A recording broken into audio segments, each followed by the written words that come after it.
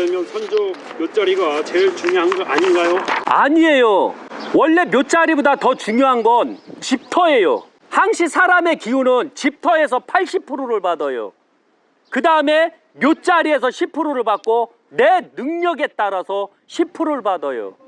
그리고 이런 영향을 받지 않고 대통령이 되는 경우는 새에 의해서 만들어져요. 능력은 없지만 새가 강하면 누구나 다 대통령은 할 수가 있지만 명당에서 나온 대통령은 될 수가 없다는 점이죠. 순간적 새 때문에 대통령이 된 사람이 가장 기본으로 보면 김대중과 문재인이에요. 새라는 것은 어떻게 만들어지냐면 국민들이 순간 돌아버리는 겨. 김영삼이가 IMF를 만들었고 그 당시 김영삼 정부를 싫어했던 국민들은 모든 사람이 다 김대중이를 찍었어요. 그리고서 김대중이는 대통령이 됐고 박근혜를 음해하고 박근혜를 이용했던 그 새들 때문에 촛불 들고 싸웠던 국민들 때문에 순간 문재인은 새를 얻었고 대통령이 됐어요. 그러나 알아야 되지만 국민들 스스로가 새로 대통령 된 사람들은 그 나라를 다 망쳐요.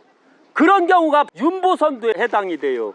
4.19를 통해서 대통령이 됐던 윤보선은 1년 정도 한 다음에 박정희 대통령 5.16에 의해서 쫓겨나게 되죠.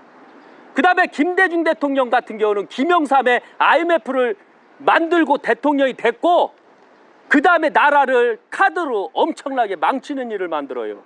그리고 문재인은 촛불 능력이 없으면서 촛불로 대통령이 됐고 그는 결국 능력 없는 대통령이었기 때문에 대한민국을 완전히 빚더미하게 만들어요. 2022년 기준으로 2200조를 만들어 놨어요. 이게 바로 새에 의해서 대통령 된 사람들이 나라를 망친다는 근거 사실이에요. 그럼 박정희 대통령은 어떻게 대통령이 되셨나요? 첫째가 제가 봤을 때는 생가터는 흉당이에요. 원래 박정희 대통령 생가터가 명당이면 좋았는데 안타깝게도 천의 흉당이에요. 그래서 박정희 대통령은 저 생가터에서 이빠이 고생을 하게 돼요. 박정희 대통령 생가터 앞에 금오산 끝자락 엄청난 명당 금오산에 혈이 뭉쳐져 있는 곳이 박정희 대통령 생가터에서 딱 50m 정도에 있어요. 금오산 아래 엄청난 대명당, 이거 원래 보여주면 안 되거든요. 저 자리가 금오산 자락 아래 정중앙에 엄청나게 강한 명당터가 있어요. 저 명당의 용맥이 민족중흥관, 저 천의 명당을 맡고 있는 형국이에요. 제가 저 민족중흥관을 박근혜 대통령 사저로 써야 된다라고 이미 말씀드렸어요. 한번 보세요. 저게 금오산 자락에 직렬로 내려온 대명당지가 금오산 자락에서 내려오는 거예요. 그리고 여기는 양반고택이 있어야 되는 곳이에요. 자체가 엄청난 명당이라 여기가 구미 시청이 들어서야 되고 구미 간청이 들어서야 되고 대한민국을 살릴 수 있는 그 엄청난 곳에 태어났으면 좋았는데 안타깝게도 박정희 대통령은 삐꾸로 태어나셨어요. 안타깝게도 좌측 절지 부분에 박정희 대통령 생가가 있었고 그 생가는 엄청난 흉당터였어요. 그리고 박정희 대통령은 이 자체가 명당에서 나오든 안 나오든 간에 여기가 임금이 나오게 되면 독재자가 나오는 땅이에요. 엄청나게 힘이 강한 자가 나와 모든 자를 다 짓밟고 나라를 살리는 형태로 나오는 터라고 볼 수 있어요. 그래서 만약에 이 민족중흥관에서 대통령이 안 나오면 여기에서만이라도 나오게 되면 금오산 자락 앞에서 대명당 자리에서 대통령이 나오면 독재자가 나오는 거예요. 나라를 살리는 독재자. 이렇게. 그리고 박정희 대통령은 실제 대통령이 될 수밖에 없는 상황이 이제 역사가 일어나는 거예요. 6.25 때. 그때 유경수 여사를 만나면서 유경수 여사 생가터 육종관님 묘지터도 명당은 아니지만 유경수 여사 생가터와 육종관씨 묘터에서 보면 국모가 나오면 관음보살님처럼 인자한 국모가 내조덕으로 능력 있는 대통령이 나오는 터예요.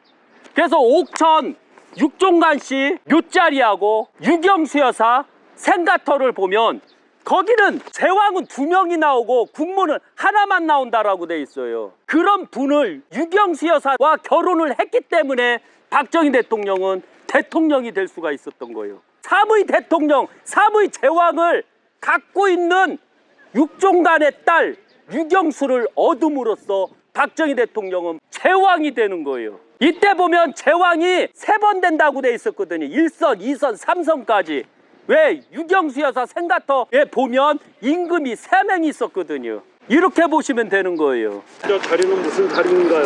독재자의 자리는 강한 힘으로 내가 하고 싶은 대로 하는 자리가 독재자의 자리예요.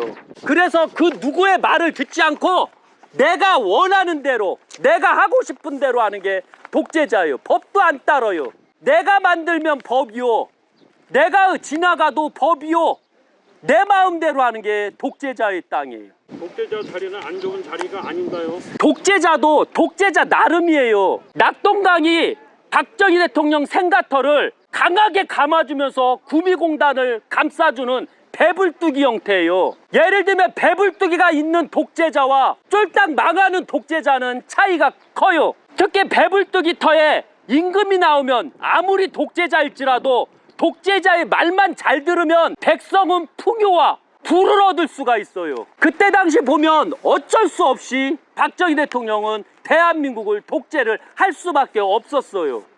그때 당시 나라를 잘 살리고자 노력하였지만 안타깝게도 그때 지식인들, 그때 김영삼, 김대중들이 아무것도 모르는 국민들을 앞세워서 박정희 대통령 경제성장을 비방하고 심지어는 막기까지도 했어요. 음해까지도 하고. 그래서 독재자가 나오더라도 어떤 독재가 나오느냐에 따라서 달라진다는 거 잊지 마세요. 그게 합리적 독재라는 거예요.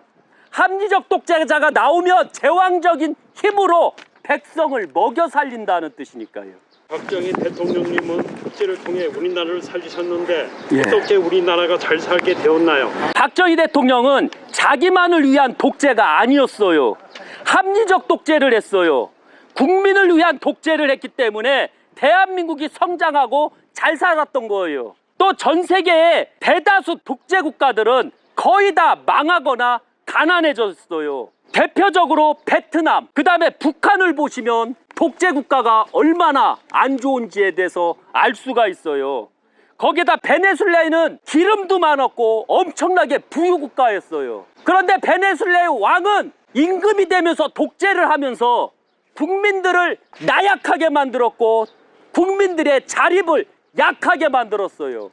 국민들에게 돈을 주고 국민들에게 풍요를 줬어요. 노력 없이 풍요를 줘갖고 결국은 기름이 폭락하면서 나라는 쫄딱 망했는데도 불구하고 베네수엘라의 국민은 아직까지도 일을 안 하고 있었어요. 그 다음에 북한이에요. 북한은 전쟁을 준비한다고 국민들에게 나눠줄 돈을 전쟁에 사용하기 위해서 전쟁 무기를 막 만들고 이러느라고 북한은 지금도 쫄딱 망하고 있어요. 2022년에도 아직도 손을 벌리고 살아야 되는 게 독재라고 보시면 돼요. 거기에다가 아시아, 베트남, 몽골, 캄보디아, 아프리카는 남아프리카 공화국, 로디지아, 에티오피아, 그 다음에 중동은 예멘, 아프가니스탄, 그 다음에 남아메리카는 브라질, 쿠바, 그 다음에 유럽은 러시아, 알바니아, 유고슬라비아, 체코, 포르투갈 같은 경우가 합리적 독재가 아니라 독재를 위한 독재를 했어요. 대한민국처럼 국민을 위한 독재가 아니라 자기만을 위한 독재를 했고 결국 그 나라들은 다 망했고 대한민국 자체만 성공했던 거예요.